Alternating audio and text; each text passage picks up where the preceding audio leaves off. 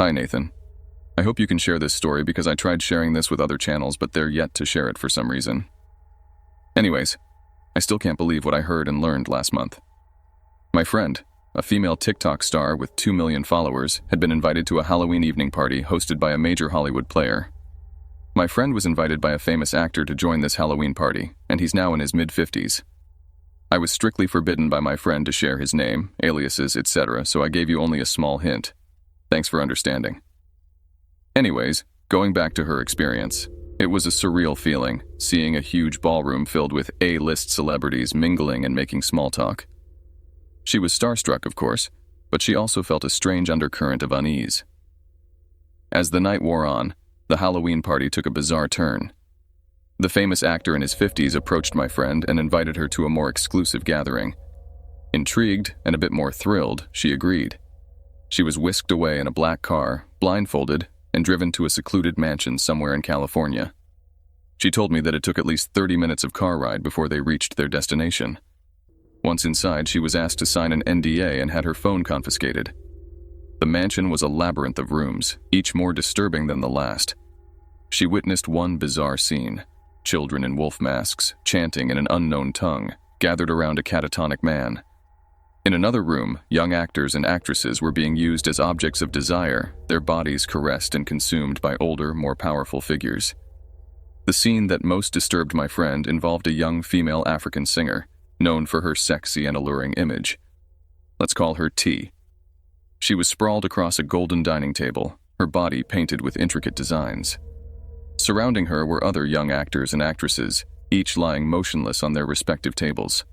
Older, more influential figures, their faces twisted in pleasure, were engaged in acts of depravity with these young artists. The room was filled with a strange, oppressive silence, broken only by the soft moans and gasps of the participants. My friend couldn't help but feel a sense of dread as she witnessed this disturbing spectacle. The juxtaposition of the opulent setting and the horrific acts taking place was jarring. It was as if the very walls of the mansion were complicit in the darkness that permeated the room.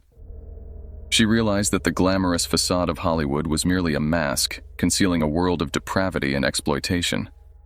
The air was thick with the scent of drugs and the sound of muffled screams. Celebrities she had seen on screen countless times were now participating in depraved acts, their faces looking evil and twisted in pleasure. My friend told me that she saw these older wealthy people using fruits and vegetables during their bizarre sexual acts, using them on themselves and on these young rappers, actors, and artists. Everything looked sick and dark, yet everyone in that room barely looked bothered. Amidst the disturbing scene, my friend's gaze was drawn to a figure that sent shivers down her spine. A world-renowned pop star, now in her 30s, known for her iconic image and adored by millions, stood nearby, observing the spectacle with a detached, almost bored expression. She was wearing a red shimmering dress, a bold, dark lipstick, and her piercing blue eyes were scanning these young actors being ravaged by these older Hollywood actors and actresses. Her eyes, usually filled with a dangerous allure, were now cold and calculating. She locked eyes with my friend, a knowing glint in her gaze that suggested a shared understanding of the dark underbelly of the industry. It was a chilling moment, a silent acknowledgement of the twisted reality they were both privy to. This pop star's presence at such an event was a stark reminder that the line between the public persona and the private reality of celebrities is often blurred. I'll give you a clue to her identity. We will call her Speed.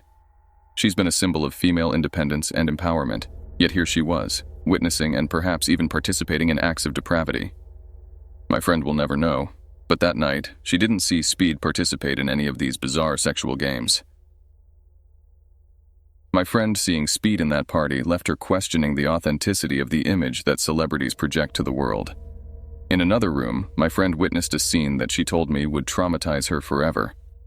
Two renowned female American rappers, known for their edgy and rebellious image, were dominating two older men. These men, revered by millions and celebrated for their acting achievements, were now reduced to submissive roles, their faces contorted in pleasure. The female rappers, clad in leather and chains, wielded whips and other implements of dominance, their every command met with eager obedience. The sounds of their moans and gasps filled the air, a stark contrast to the public image of these men as respected figures. My friend was shocked and appalled by what she saw. She had always admired these men from afar, but now she was witnessing their darkest desires. The contrast between their public personas and their private perversions was jarring. It was a stark reminder that the facade of celebrity often masks a hidden reality of depravity and excess. In another room, a scene unfolded that was even more disturbing. A renowned actor, whom we will call Lee, a multiple Academy Award winner, was suspended upside down from the ceiling, his body completely naked and his face obscured by a blindfold. A group of young, beautiful women who were also naked were licking a viscous red liquid from his body. It was unclear whether the liquid was blood or some other substance, but its crimson hue added to the macabre nature of the scene. The famous actor, who was usually known for his dignified and sophisticated demeanor, was now reduced to a helpless object of desire. His muffled moans and gasps filled the room, a stark contrast to the composed and intellectual persona he projected to the public. The actor who had invited my friend watched the scene with a twisted sense of amusement, his dark laughter filling up the room. The final room they visited pushed my friend to her breaking point. It was a cavernous space filled with opulent furnishings, ornate furniture, priceless paintings, and delicate porcelain. At the center of the room stood a colossal statue of Lucifer, crafted from a dark, almost obsidian material. Its golden horns and piercing black eyes radiated a sinister aura. Red candles flickered around the statue, casting an eerie glow over the room. The actor demanded that my friend bow before the statue, paying homage to what he called God. Despite her reluctance, she complied, terrified of the consequences of refusal. He then instructed her to kiss the doorway 3 times, a ritualistic gesture that further solidified her discomfort. Inside the room, a chilling scene unfolded. A group of celebrities, both domestic and international, sat silently on long benches. Some appeared to be in a trance-like state, their eyes glazed over, while others wept uncontrollably. It became clear to my friend that the rumors about Hollywood's dark secrets were true. The elite were indeed involved in satanic rituals, and she was witnessing it firsthand. A frail, elderly European figure, cloaked in a hooded black robe, paced the platform at the room's front, muttering incantations. The scene was both horrifying and surreal. My friend's heart pounded as she realized the depths of the darkness she had stumbled upon. After a few minutes, the actor pulled my friend aside, suggesting they both go to a private room. She was relieved at the prospect of escape, but still deeply disturbed by what she had witnessed. As they left the room, she saw one Asian celebrity look back at her and stare directly into her eyes. This female celebrity is a member of a famous musical group in Asia, and she looked completely different. My friend was fully convinced that this pop star was never involved in these types of parties, but she realized she was wrong. One clue: this famous Asian pop star is both a versatile singer and a fashion icon. My friend forced a smile and turned to go out the huge door leading to a long, dark corridor. She couldn't shake the feeling that she had been irrevocably changed by this nightmarish experience. For a moment, she thought she was dreaming, that she was on high on drugs, but she wasn't. She was barely even drunk. The moment she entered the mansion, she didn't sip any wine or any alcoholic drinks. She was completely rational and aware of everything that was happening. My friend decided that it was time to go, but the famous actor insisted on a sexual encounter. She hesitated, but he pressured her into a kiss. As she tried to extricate herself from the situation, she heard screams from other rooms, further fueling her desire to escape. They were screams of both male and female, adult and children. Finally, she managed to convince the actor to let her go. He looked quite disappointed, but he was drunk enough to let her go. She was escorted out of the mansion after a female staff wearing a demonic red mask gave her phone back. My friend was blindfolded again and was led back to a car. She was then dropped off at a gas station. She called an Uber to drive her home. When she looked at her watch, it was already 3:15 a.m. She never heard from the older actor again and was blocked on Instagram and other social media platforms. This experience obviously left her shaken and horrified. She had witnessed a side of Hollywood that was far removed from the glamorous image it projects. It was a world of depravity and excess, where fame and power were used to exploit and manipulate.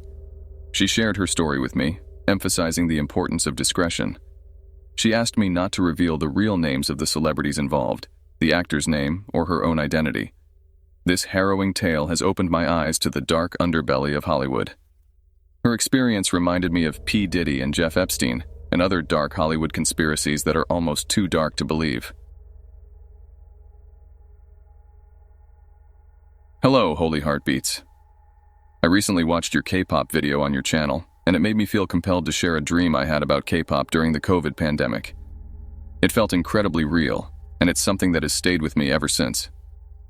In my dream, I found myself in a dark cave alongside Karina and Winter from aespa. The atmosphere was eerie, and I couldn't shake a feeling of unease. Before I could fully grasp what was happening, the setting shifted. I was suddenly at a K-pop concert. The concert venue was dark with only the glow of fans' light sticks illuminating the crowd. The idols began performing on stage, but the entire event felt oppressive, and my heart was heavy with a deep sense of dread. As the performance continued, something horrifying unfolded. In the center of the stage, I saw a terrifying demon. Its appearance was grotesque and chilling. It held a bowl in its hands, and I watched in shock as it began collecting blood from the audience members. The fans seemed unaware as this creature drained their blood and filled its bowl. Once the bowl was full, the demon drank the blood greedily. What followed was even more disturbing. After drinking the blood, the demon transformed into a massive tree that stood in the center of the venue.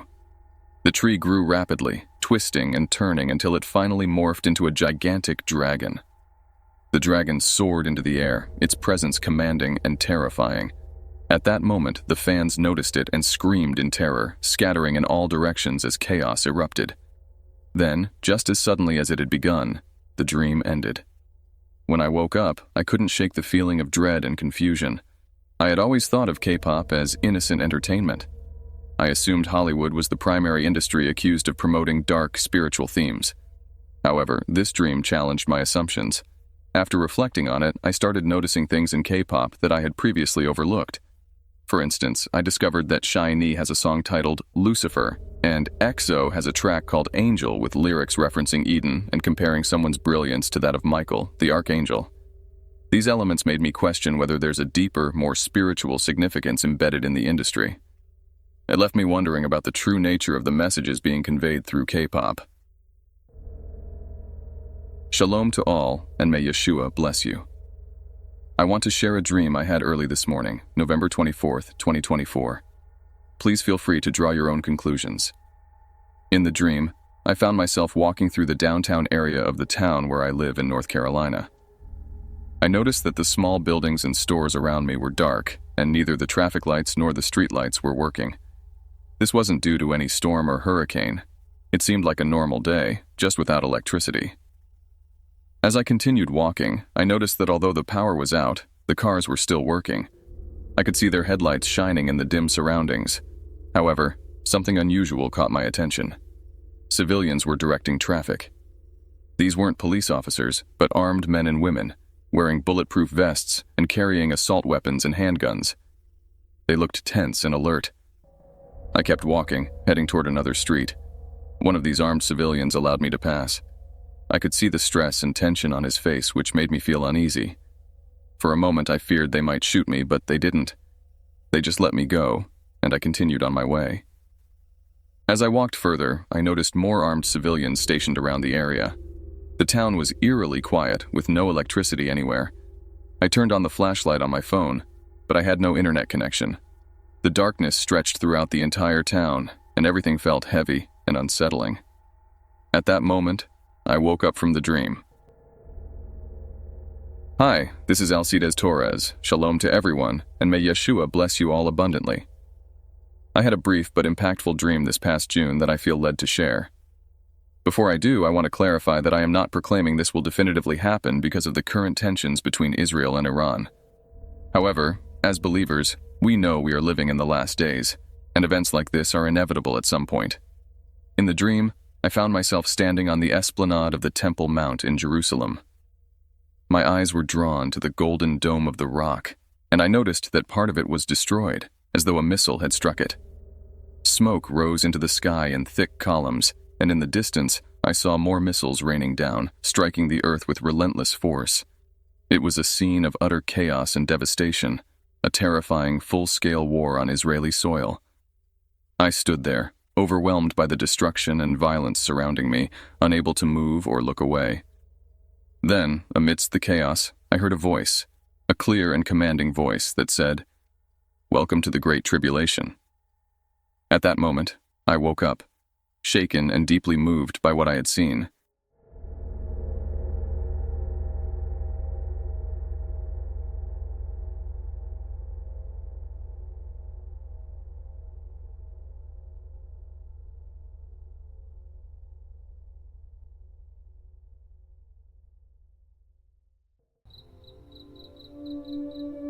Hey everyone, thank you so much for watching. Stay safe and I'll see you in our next video.